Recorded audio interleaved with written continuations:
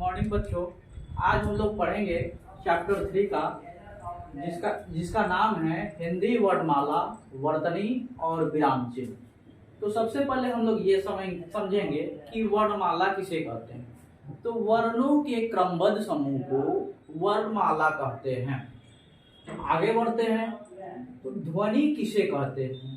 तो भाषा की सबसे छोटी इकाई को हम लोग ध्वनि कहते हैं।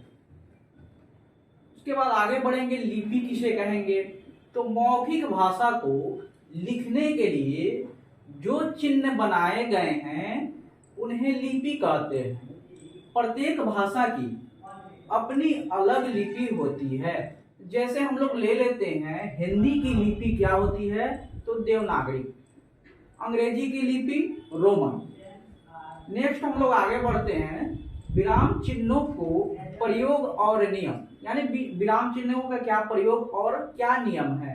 तो पाठक के भाव बोधों को सरल और सुबोध बनाने के लिए विराम चिन्हों का प्रयोग किया जाता है। अर्थात कहने का मतलब यह है कि अगर हम लोग कोई सेंटेंस लिखते हैं तो उसे हम लोग सरल और सुबोध बनाने के लिए जो चिन्ह का हम लोग इस्तेमाल करेंगे उसे विराम चिन्ह कहेंगे।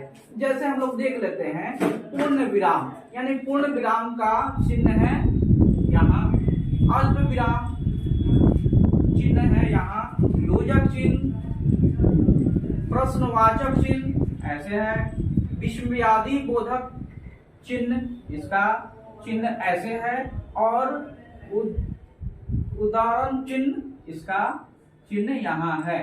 Thank you.